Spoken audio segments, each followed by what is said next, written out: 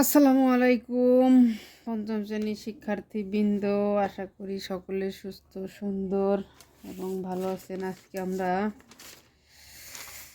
কিভাবে মৌলিক গুণনীয়কের সাহায্যে লসাগু গসাগু নির্ণয় করা যায়। যাই হোক, আমাদের গসাগু যেহেতু চাইনি, আমরা লসাগুই জানবো।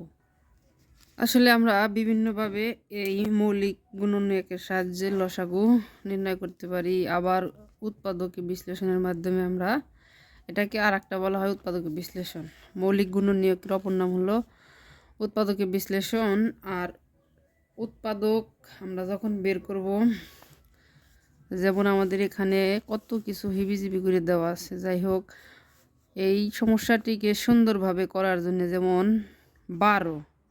12রে আমরা মৌলিক গুণনীয়ক আগে বের করব, মৌলিক উৎপাদক আগে বের করব। উৎপাদকগুলো কি, যেমন 12রে যদি আমরা 2 ভাগ করি তাহলে 6 দগুণে 12। আবার 6কে ভাঙা যায়, এজন্য আর একটা লাইন আমাদের বানাইতে হবে যে 3 দুগুণে 6। তাহলে যে আমাদের সবগুলো মৌলিক উৎপাদক হয়ে গেছে। এখন 15কে যদি আমরা ভাঙি কি পাওয়া যায়, 3 5 15। তাছাড়া কিন্তু আর 15কে ভাঙানো যায় না। এখন আমরা এই যে এখানে এত কিছু দিছে, আমরা এইটা সাধারণত কি করব, যে এই যে সংখ্যাটা মিল আছে, এই সংখ্যাটা হচ্ছে সাধারণ গুণনীয়ক। যেমন যার মিল আছে সেটাকে কি বলা হয়, যে 12 ও 15 এর গুণনীয়ক কিন্তু সবগুলোই, মানে উৎপাদক সবগুলোই কিন্তু সাধারণ উৎপাদক।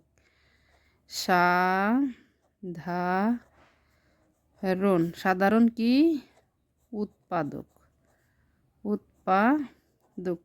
কোনটা, এই যে সংখ্যাটা মিল আছে, কত মিল আছে, 3-এর মিল আছে।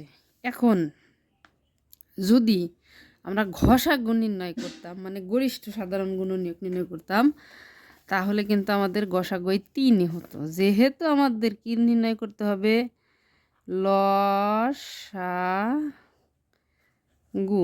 সেই হেতু যেহেতু একটার মিল আছে, সেহেতু একটা তো হবেই। হ্যাঁ, মিল ছাড়া যা আছে সব নিতে হবে। মিল ছাড়া কত আছে, 2 আছে, নিলাম 2, সব গুণ আকারে। আরও 2 আছে মিল ছাড়া, সে 2ও নিতে হবে। আরও এখানে রয়েছে কত, 5, সেই 5ও নিতে হবে। এখন এইটার গুণফল হচ্ছে আমাদের লসাগু। 5 দগুণে 10, 10 দগুণে 20, 3 20-এ 60। আশা করি সুন্দর এবং এই জিনিসটুকু সবার মাথায় ধরেছে। এখন যে বলছে যে এটা তো করে দেওয়াই আছে, আমি শুধু এইটুকু বোঝানোর জন্য করলাম।